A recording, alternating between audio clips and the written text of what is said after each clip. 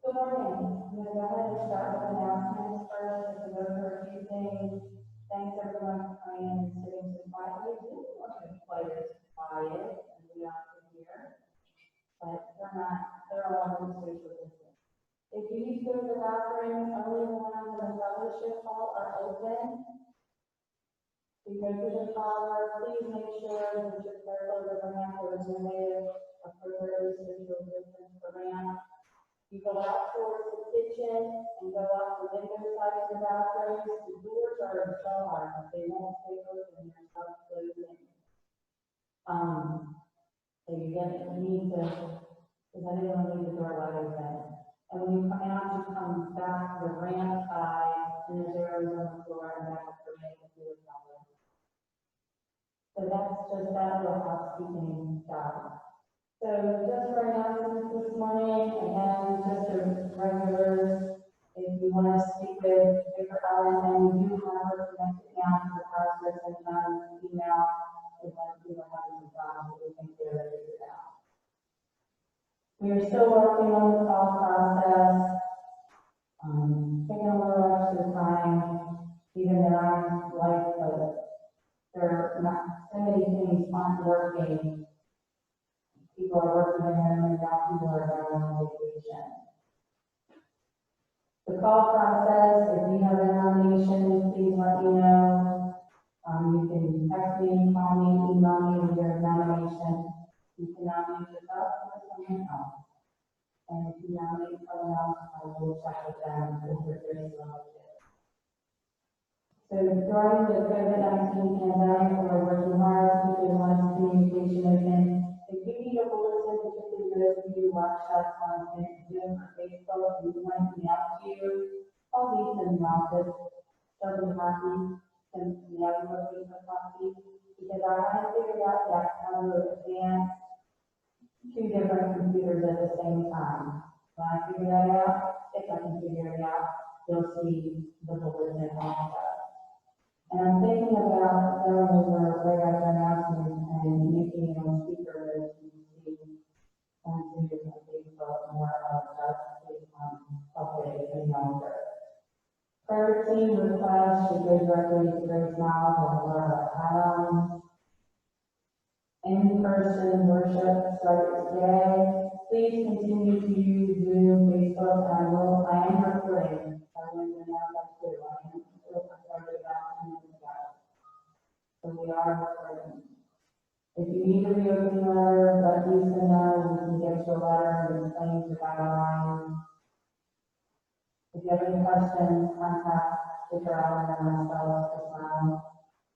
It takes some email to come back. I have an update from when this went out. It is up and attached, I guess is the correct word, and working. So it's been there for several days and it's still staying there. So if you have any items, you can drop them off, or you can hold on to them and you feel comfortable dropping them off. We're interested, we've talked a couple months on council about some of the programs that are out there, actually their services, for online giving. But you don't have to send your offering your gift via your bank, but through this service. If you think you might be interested in a service like that, would you please let me or Lisa Turner or Tom Turner, because we don't want to hold a lot of meetings with these services and then hardly anybody wants it, or no one. Zoom cannot hear you. Zoom can't hear me.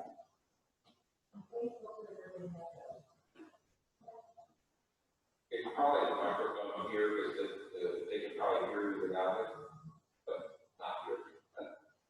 Probably double. So am I just in front of it? You probably need to speak in front of the computer without the microphone.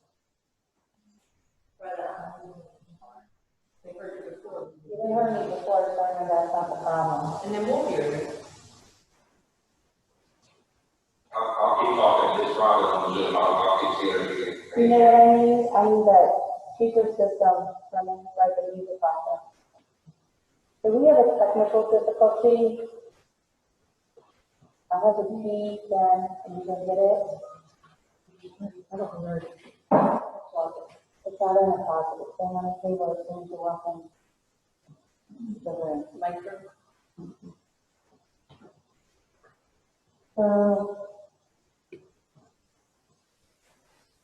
So they can't hear on Zoom or Facebook?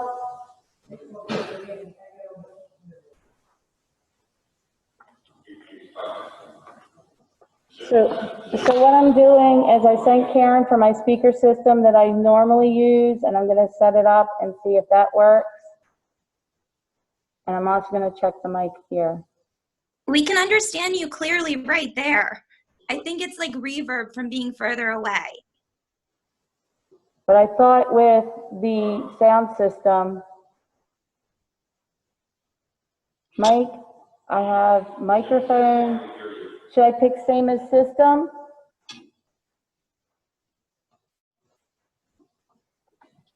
Is that better? Whitney? Yeah, that I can understand you right now. I wonder if it's when you move away from it that we get the reverb. Mike, say something on the mic system. Mike, say something on the mic system. You're echoing, but I can understand you. I don't know if anyone else can. It's a door. It's echoing and it's faint. He needs to be louder. I'm sorry? It's echoing, but it's faint. He needs to be louder. He needs to be louder. Is this is louder? Can you hear me? Yeah, that's better. Okay, I must be right up against it. Yeah. That's better. The louder he gets, the better. And I'm turning the volume up now.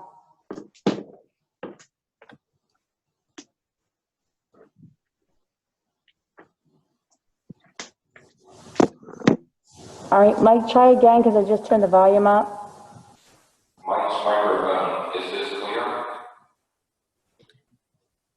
Yep, it's louder, but it's a little reverby, but I guess that's what we're going to have. What do you mean by I don't understand reverb. Like echoing a little bit like.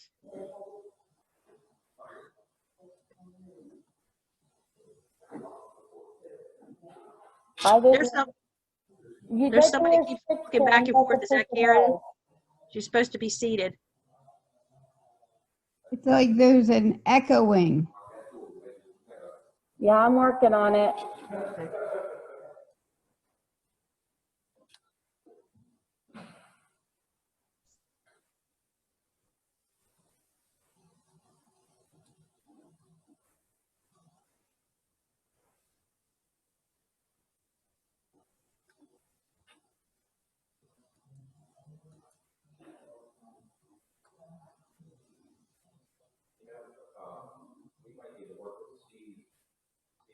The plug-in.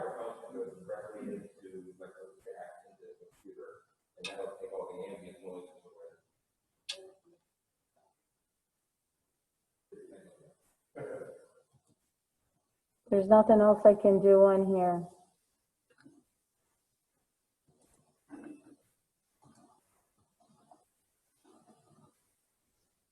I only have two choices for microphone and same as system. So I'll change the microphones, they can turn better. You still have the reverb with that one?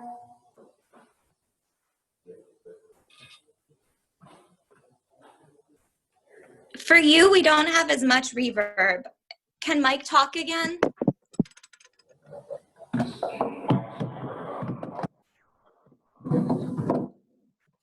That's what I'm doing.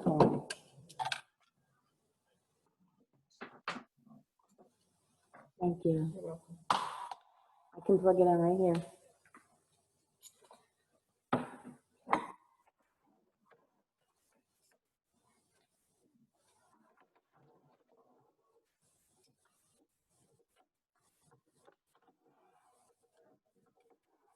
I don't think this is going to be the difference.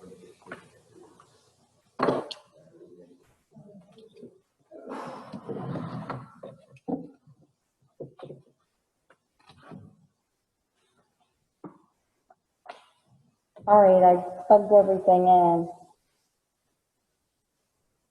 And my mic died, which means it needs batteries. Mike, you try.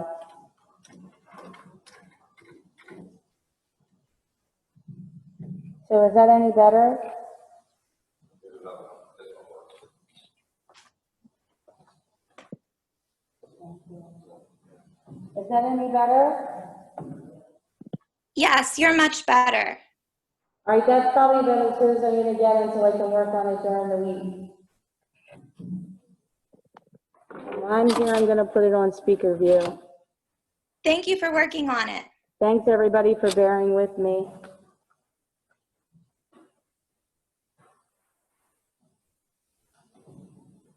So just the offering is exactly the same. I'm trying to speak through this part.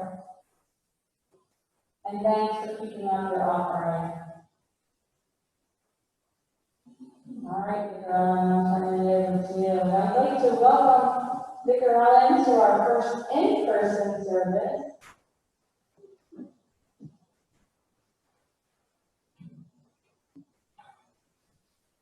Hello. Can you hear me? Perfect. I wanted to start because this is a very special Sunday with a psalm.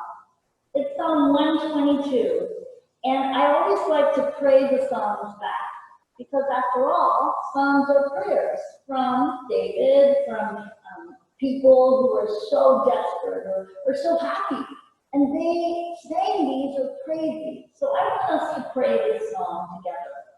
It says, when they said to me, let us go to the house of the Lord, my heart leaped for joy. And now we're here, O St. John's, inside the walls of the church. St. John's is a well-built sanctuary. It's built as a place for worship. It's almost like a city to which people pray to come. All God's people go up to worship, to give thanks to the name of God. This is what it means to be St. John. Thrones for righteous judgment are set there. It's almost a famous church in the midst of heaven. Pray for St. John's peace, prosperity for all the lovers of St. John. Friendly insiders, get along. Hostile outsiders, keep your distance. For the sake of my family and friends, I say it again, we here at St. John's will live in peace. For the sake of the house of our God, we will do our very best to rule. Isn't that such an appropriate psalm for today? It truly is. So, the scriptures today drove me crazy because they're all my favorites. Solomon's prayer for wisdom, is part of them. We seek to more deeply know the treasures of our faith. In today's gospel, Jesus offers everyday images that reveal to us the reign of God. He speaks of a tree that becomes a sheltering home, yeast that penetrates and expands a loaf of bread. I'm going to talk later about the treasured pearl. A net, he also describes a net that gains a great catch of fish. And even as we seek the riches of God's reign, the great surprise is that God's grace lines up first. In the name of the Father, and of the Son, and of the Holy Spirit, amen. Blessed be our Holy Trinity, one God, whose steadfast love is everlasting, whose faithfulness endures from generation to generation. Amen. Now let us confess our sin in the presence of God and of one another.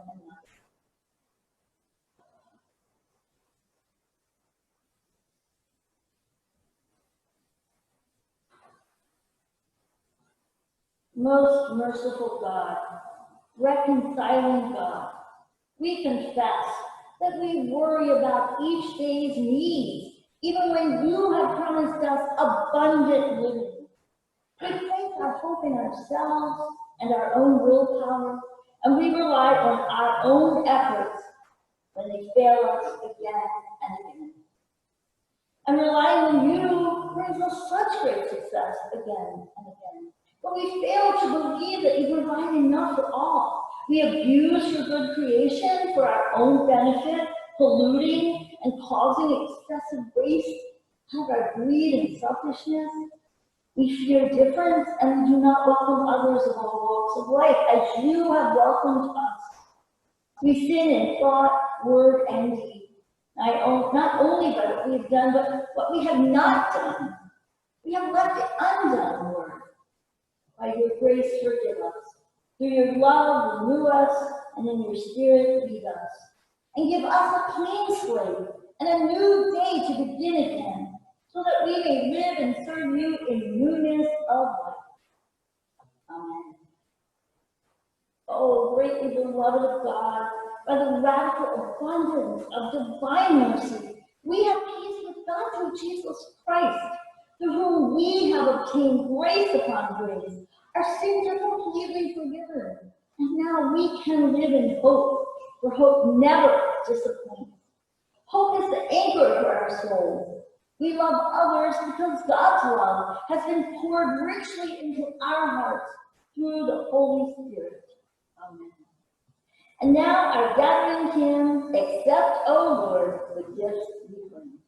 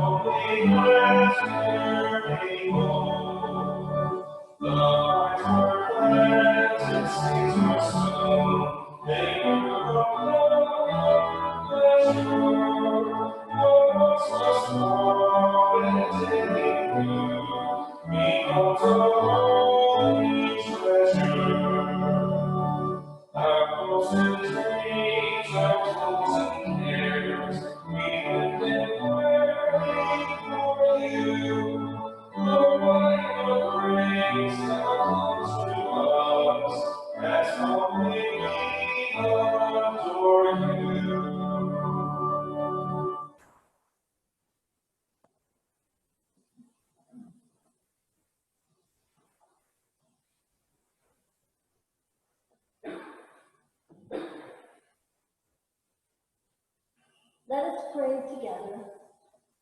Beloved and sovereign God, through the death and the resurrection of your Son, you bring us into your kingdom of justice and mercy.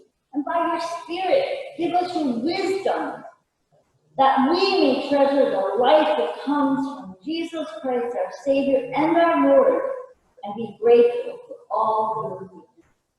Amen. So let's try something else with the speakers.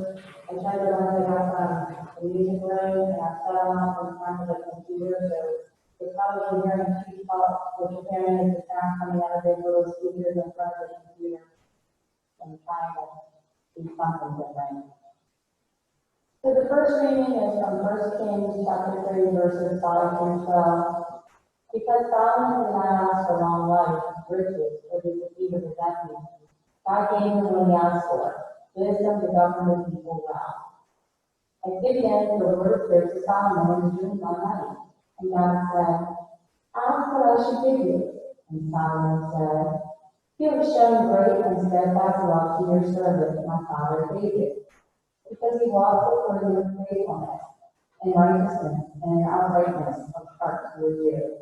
And you have kept him for this great and steadfast love, and have given him a son to sit on his throne today.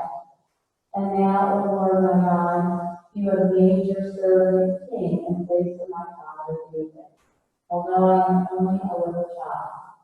I do not know how to go out or come in, and your servant is in the midst of people whom you have chosen, a great people, so numerous they cannot be numbered or counted. Give your servant, therefore, an understanding mind to govern your people, able to discern between good and evil.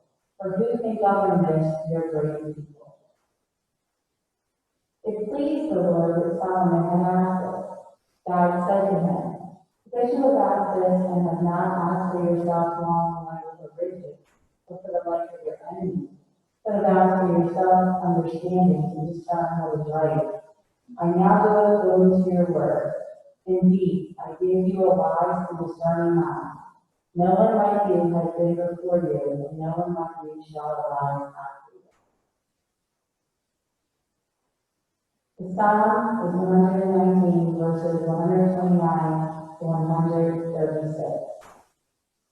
Your decrees are wonderful, therefore I will do them with all my heart. When your word is open, it gives light, it gives understanding to the simple. I open my mouth and can, because I long for your commandments. Turn to me and be gracious to me, as you always do to those who love your name. Order my footsteps in your word, that no iniquity have dominion over me.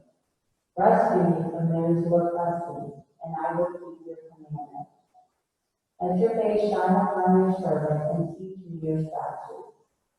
My eyes should stream with tears because people do not keep your teaching. The second reading is from Romans chapter 8, verses 26 to 39. These words celebrate the depth of God's action for us. Through Christ's death for us and the activity of the Spirit praying for us, we are fused to God's love poured out in Jesus Christ. Nothing, not even death itself, is able to separate us from such incredible divine love. The Spirit helps us in our weakness, but we do not know how to pray as we ought. But that very Spirit intercedes with sighs too deep for words. And God, who searches the heart, knows what is in the mind of the Spirit, because the Spirit intercedes for the saints according to the will of God. We know that all things work together for good for those who love God, who are called according to his purpose. For those whom he foreknew, he also predestined to be conformed to the image of his Son, in order that he might be the firstborn within a large family. And those whom he predestined, he also called. And those whom he called, he also justified. And those whom he justified, he also glorified. What then are we to say about these things? If God is for us, who is against us? He who did not withhold his own Son, but gave him up for all of us, will he not with him also give us everything else? Who will bring any charge against God's elect? It is God who justifies. Who is to condemn? It is Christ Jesus who died, yes, who was raised, who is at the right hand of God, who indeed intercedes for us. Who will separate us from the love of Christ? Will hardship, or distress, or persecution, or famine, or nakedness, or peril, or sword? As it is written, for your sake we are being killed all day long. We are counted as sheep to be slaughtered. No, in all these things we are more than conquerors through him who loved us. For I am convinced that neither death, nor life, nor angels, nor rulers, nor things present, nor things to come, nor powers, nor height, nor depth, nor anything else in all creation will be able to separate us from the love of God in Christ Jesus our Lord. Aaron, the reading.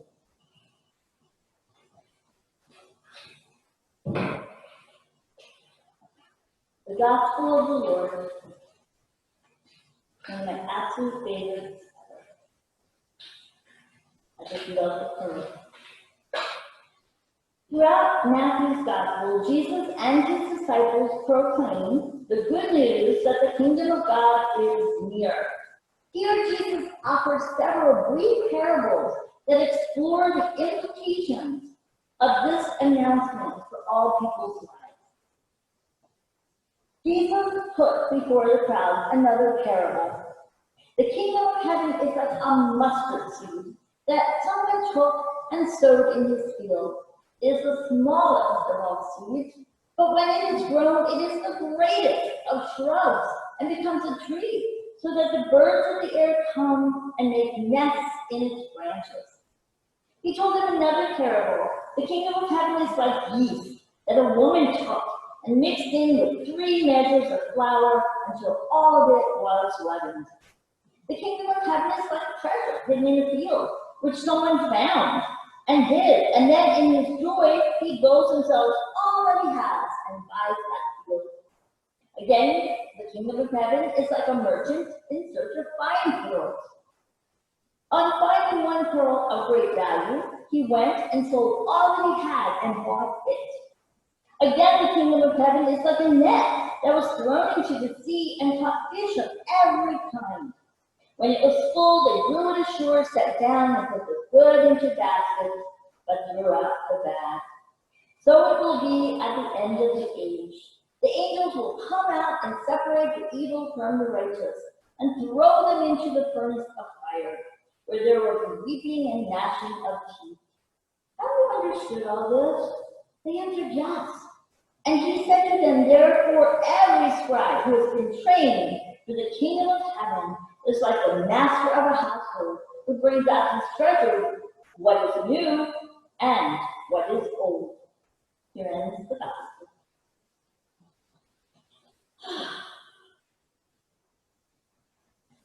There's a part in the reading today, the second reading, that says, the Spirit helps us in our weakness, for we do not know how to pray as we ought. But that very Spirit intercedes with sighs too deep for words.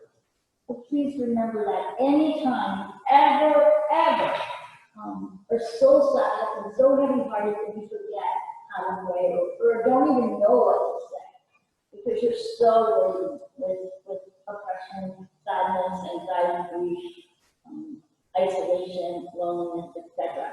Just know the Spirit is there and will pray for you in your weakness.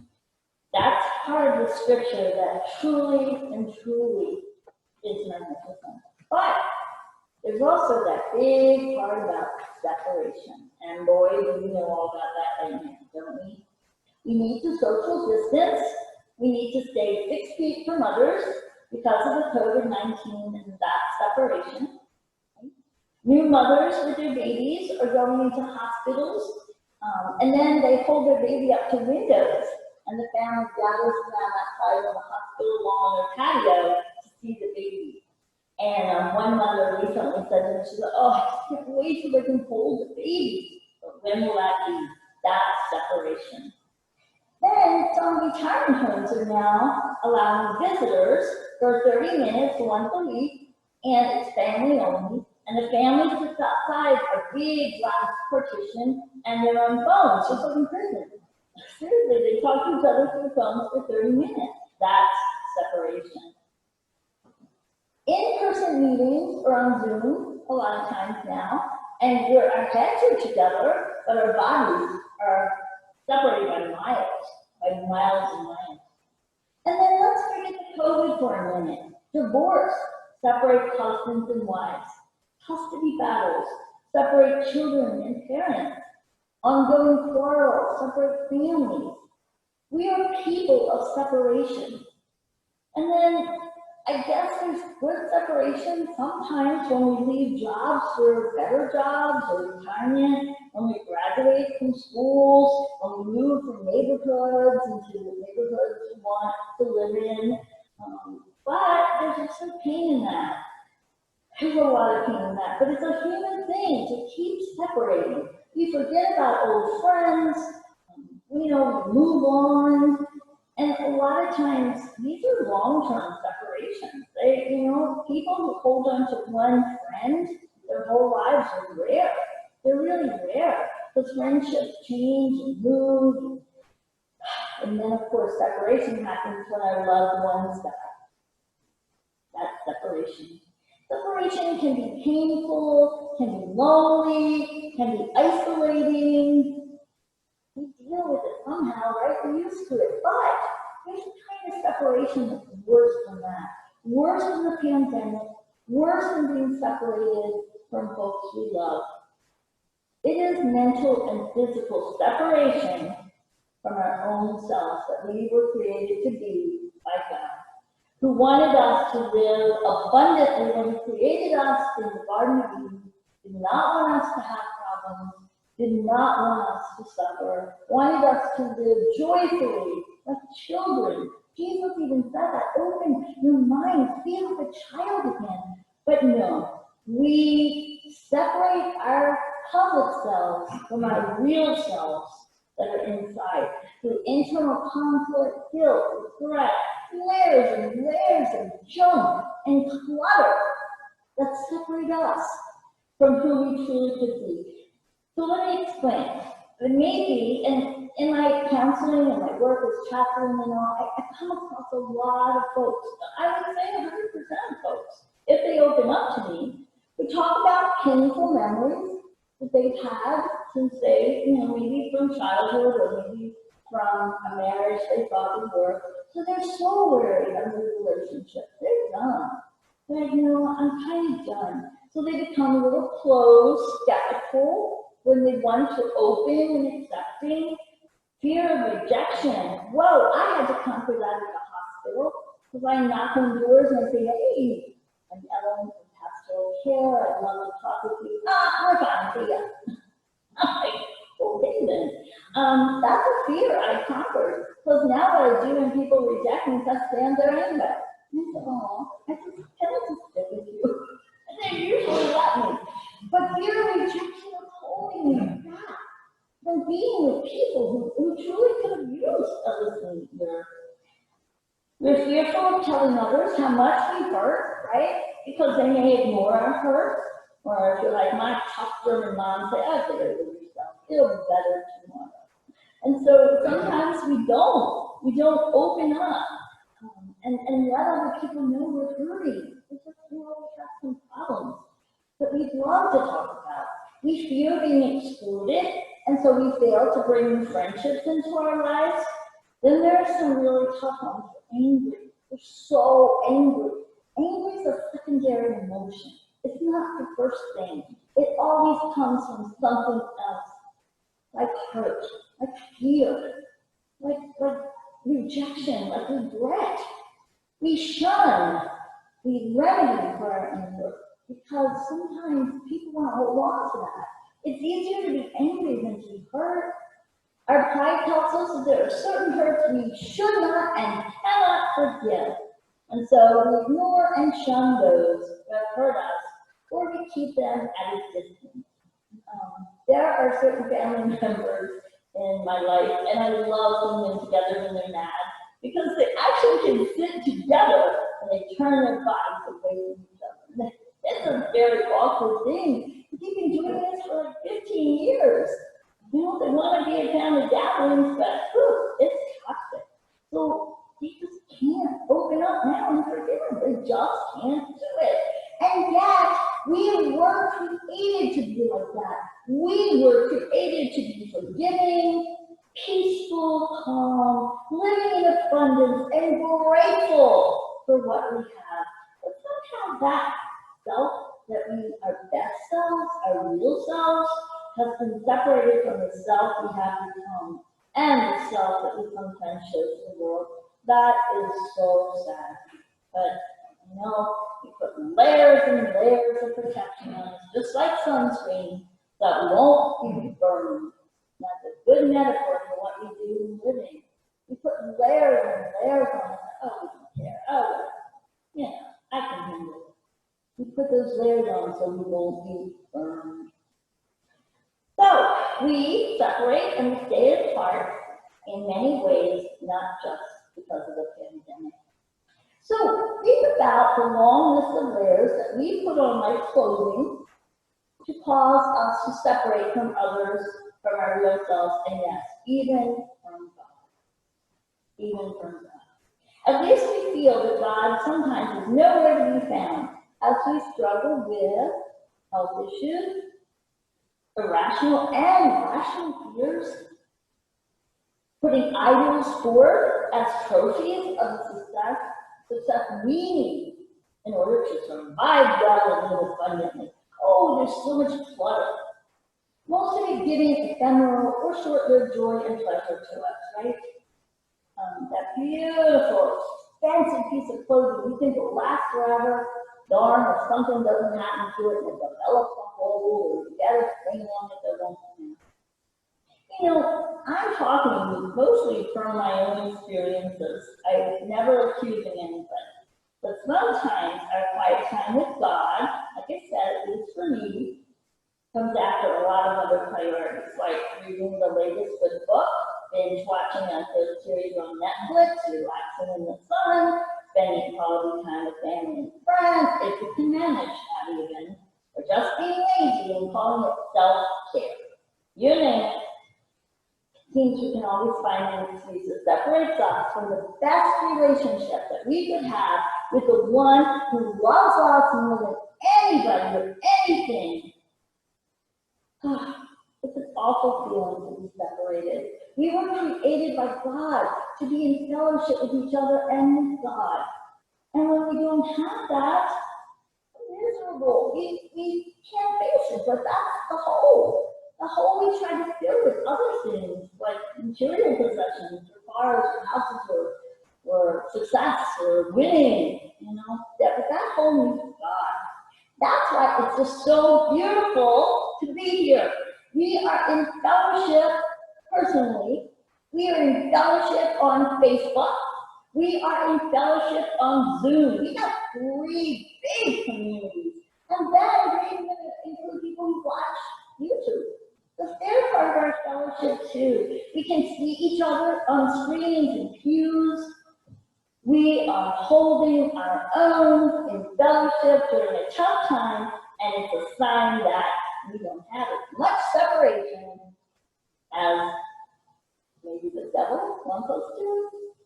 So I have a dear friend in the chaplain. His name is Inskip. I'm sure he won't mind me telling you this.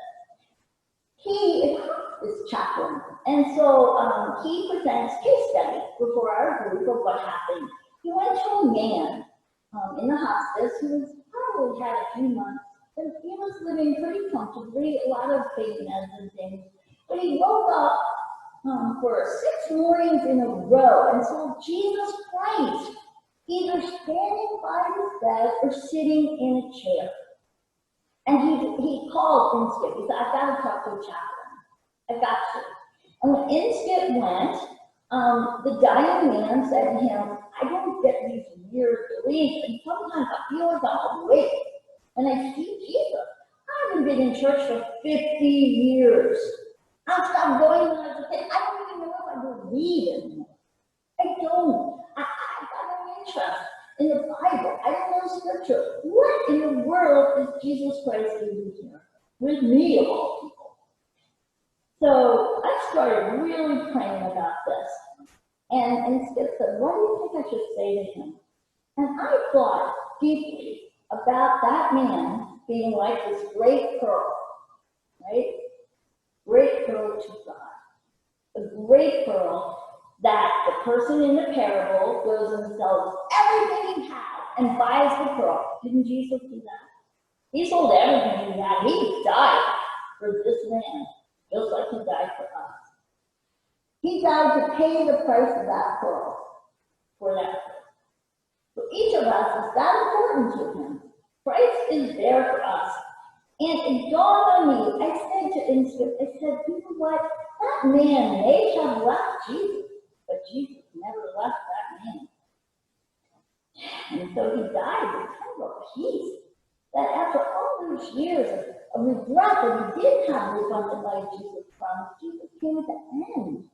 He said, I'm here, I've never gone anywhere. I always laugh when people say, I think I found God. What do you think about Forrest Gump? He said, I don't know, I was supposed to be looking for him. It's true, isn't it? We don't find God. God's here. God's always here with us. We may not see God, but God is there. And if we were as wise as Solomon, who asked only for wisdom, if we traded all our facades of being strong, not needing anybody, and we're self-sufficient, God only helps those that help themselves, that's how I feel. No. If we traded all that junk, our inward anger, our selfishness, our unforgiveness, our negative thoughts and our feelings for that pearl, which is the kingdom of heaven, woo, we'd be happy people, grateful, at ease, calm, trusting. Seriously, we are already citizens of the kingdom of heaven. We're already there. And Christ tries to explain the kingdom again and again. We are there. But we need to appreciate being there. It's the best place to be because Christ is there with us.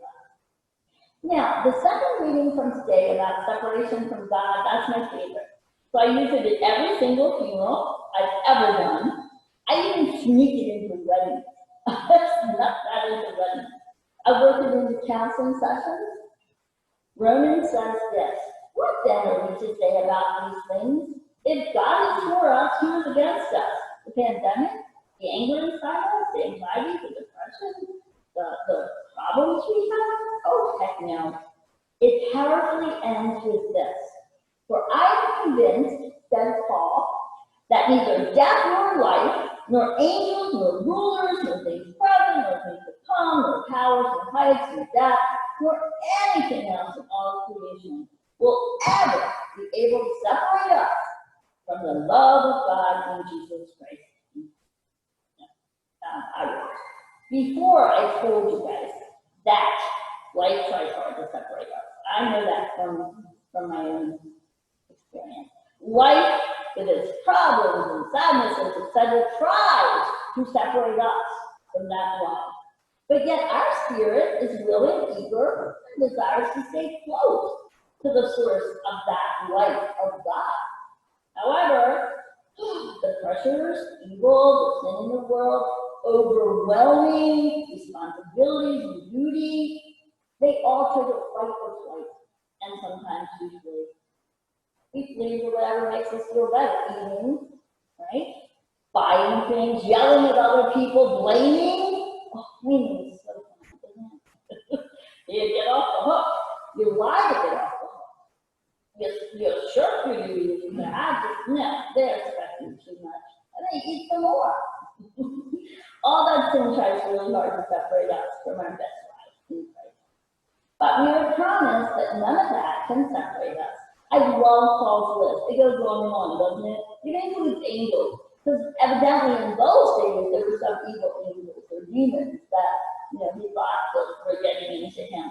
Can you add anything else to the list? It's kind of hard. It doesn't cover it all, but I might add some sadness sometimes, some anxiety, and yet, nothing, but nothing separates us. Now there's another part of the scripture that's harder than you think. It was even, if anybody watched the show Manifest, it was on there. And it's the part that Paul says, we know that all things work together for good for those who love God, who are called according to his purpose. Please don't throw that around. That is serious, serious stuff.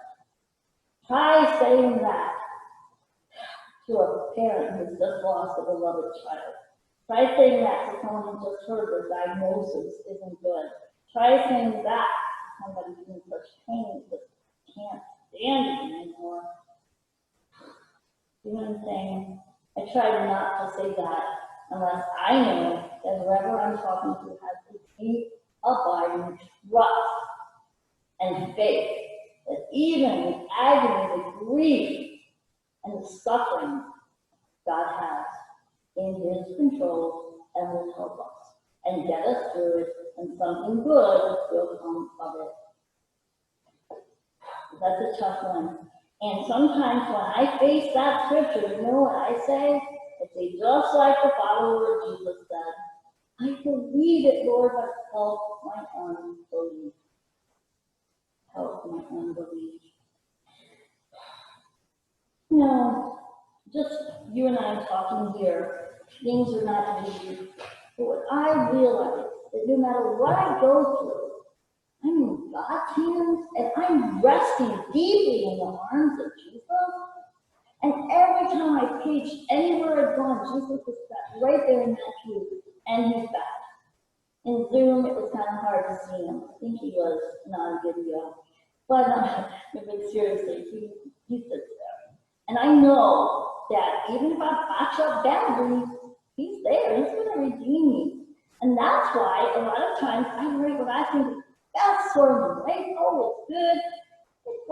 flat before I even get out of the house, and the Spirit takes over. And the Spirit says, no, my beloved people need to hear something else. You can't say what you want to say. And I say, Lord, I'll do anything you want. Just never, ever let me think that I'm separated from you, because I know I'm not. Nothing, think of that, can separate us from God, who holds us tightly all through our lives. In Jesus' name, amen. Our next hymn, My Faithful Son.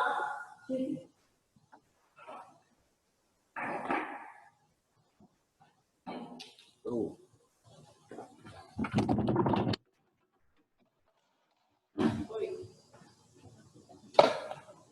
The Red Bull. Move it. Yeah. Yeah. We have to come to the speaker. Do we have enough to come this way a little more? This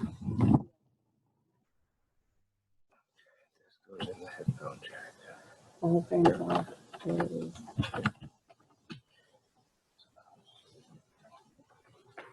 Anything else?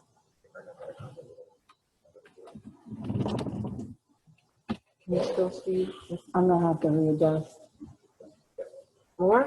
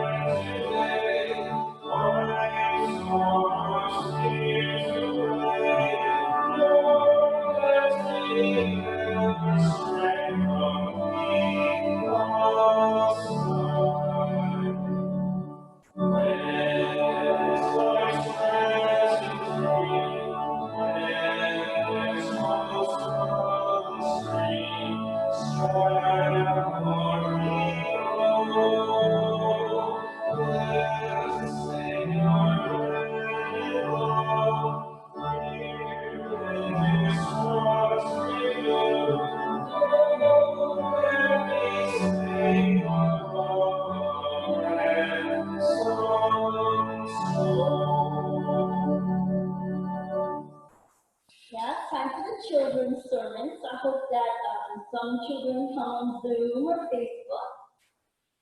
When I was at Epiphany Lutheran, our altar had big symbols, and one was a winged man. Yeah, a winged man. I'm like, who is that winged man? So I did some research, even when I was young. I was at that church when I was young. And that winged man is St. Matthew. Because you know, St. Matthew's book has all the lineage of Jesus. Whole lineage. And so it's obvious Jesus was a man. And that's why there's a symbol of man. But children, and anyone else who feels like a child, I do. What do you think the wings mean? Why is he wings? Because he's also divine. And that's Jesus. Matthew is one of the gospel writers who talks about Jesus as a man, but also as God. And so Matthew is a winged man in the church. And that's one of the symbols that we talk about. So hopefully the children's sermon one day will be again in person, and hope for that, and have children come up. But I bet, I'm afraid that the children are really scared of me now. Because I'm like 6 feet tall. I'm a big school kid. I'm a bachelor height. So don't ever be scared of me, right? And when we're back together, I want us all to come up and sit on this very step and talk about the most important thing you will ever learn, and that is Jesus loves you. And Jesus was fully like you. That's what Matthew talks about. Jesus was human, just like us. Went through what you go through, all the kinds of things that your life holds, Jesus' life held. And he teaches us how to love through all that we go through. So children, I can't wait to see you. I'm really 5'2". Anyway. Okay, now comes a wonderful part of life in the church when we pass the peace. And we still can look at one another and wave and blow kisses. So may the peace of the Lord be with all of you.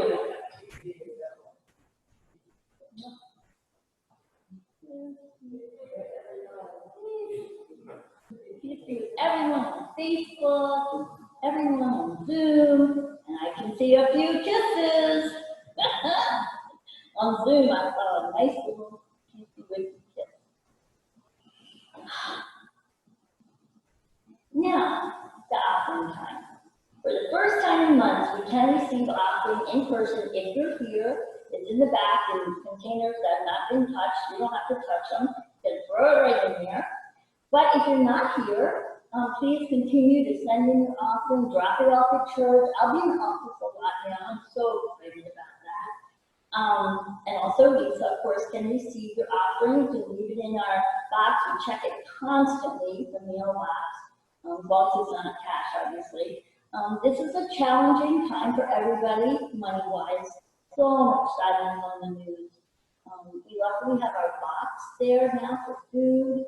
We see people now who fear addiction. And so the more we can help with our abundance of what God gives us, the better our community here will be. So thank you so much for all that you've done and sending an offering and giving of your time. I mean, so many people came out and paid hours and tours, and this has got signs everywhere. It's just so wonderful to see all the folks that have volunteered to help us in this open meeting.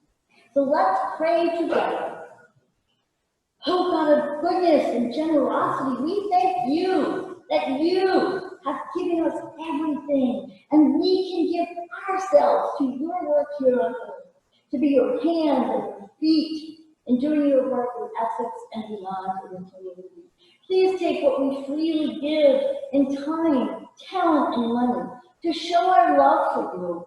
We give back part of what you've given us with most sincere gratitude that we have the opportunity to support your work. Amen. The creed of the church is what we say together in fellowship because we are one. We're one in how we believe. Let us say together the Apostles' Creed. I believe in God the Father Almighty, creator of heaven and earth. I believe in Jesus Christ, God's only Son, our Lord, who was conceived by the Holy Ghost, born of the Virgin Mary, suffered under Pontius Pilate, was crucified, died, and was buried. He descended into hell. On the third day he rose again. He ascended into heaven. He is seated at the right hand of the Father, and he will come again to judge the living and the dead. I believe in the Holy Spirit, the Holy Catholic Church, the communion of sins, the forgiveness of sins, the resurrection of the body, and the life everlasting. Amen.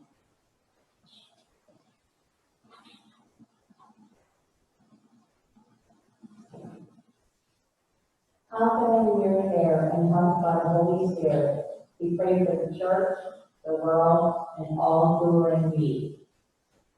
Merciful God, your reign is revealed to us in common things: a mustard shell, a woman baking bread, a fishing net. Help your church to witness to the surprising and common ways you encounter us in daily life. Lord, in your mercy. God. When your word is open, it gives light and understanding. Increase our understanding in all of your creation. Guide the work of scientists and researchers as they work hard and are closer than ever to developing medicine and vaccine for the COVID-19 virus. Treasuring each other, may we live as grateful and healing caretakers of our families and neighbors during this pandemic. Lord, in your mercy. Amen. Treasuring our home, you have given into our care. Please help us to keep our rivers, forests, and seashores clean and protected. As the birds of the air nest in branches of trees, gather us from all the nations of the world into the welcoming shade of your merciful and just reign. Direct leaders of nations to build trust with each other and walk in the way of peace. Lord, in your mercy. Your spirit helps us in our weakness and intercedes for the saints according to your will. Help us when we do not know how to pray. Give comfort to the dying, refuge to the weary, justice to those who are oppressed, and healing to the sick, especially those on our prayer list. Amanda, Arlene, Brian, Colby, Cora, Harry, Jamie, Jeffrey, Jen, Josh, Katie, Marie, Marina, Matt, Molly, Patty, Lloyd, Scarlett, Skip, William, Avery, Joyce, Beth, Natalie, Penny, Tina, and those serving our military: Andrew, Austin, James, Joseph, Marshall, Sean, Troy, Vincent, and others we name in our heart before you. Lord, in your mercy, hear our prayer. You show steadfast love and direct us to ask of you what we need. Help this congregation ask boldly for what is most needed. Refresh us with new dreams of being your people in this place and time. Even in this pandemic, Lord, help us flourish with new ministries, new members, and new Bible studies. Lord, in your mercy, hear our prayer. In you, our lives are never lost. Strengthen us by the inspiring witness of your people in all times and places. Embolden our witness now, and one day gather us with all your saints and light, especially breakthrough and John Moon, who passed away, who passed our life last week, but whose legacy of justice and love will live on in history. Lord, in your mercy. In the certain hope that nothing can separate us from your love, we offer these prayers to you, through Jesus Christ, our Lord. Amen. Let us pray. Our Father, who art in heaven, hallowed be thy name. Thy kingdom come, thy will be done, on earth as it is in heaven. Give us this day our daily bread, and forgive us our trespasses, as we forgive those who trespass against us. And lead us not into temptation, but deliver us from evil. For thine is the kingdom, the power, and the glory forever. Neither death, nor life, nor angels, nor rulers, nor things present, nor things to come, nor powers, nor height, nor depth, nor anything else in all creation will ever be able to separate us from the love of God in Jesus Christ. God, the Creator, Jesus the Christ, and the Holy Spirit, the Comforter, bless you and keep you in eternal life. Amen. Are sending him come this far by faith. And yes, we have. Certainly.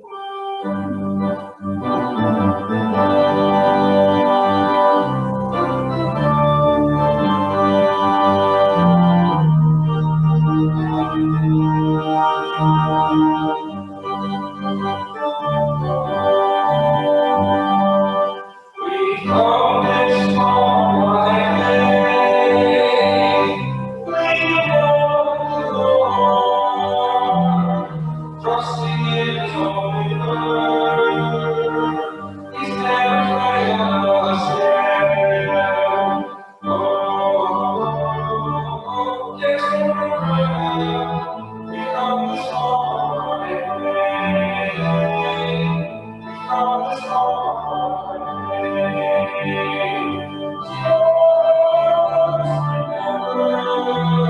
The living stone has come. Things that's impossible, the prison for intimacy has won. We come this far with faith. We know the Lord, trusting in His holy word. He's never failed us yet. Oh, it's forever. We come this far in faith. We come this far in faith.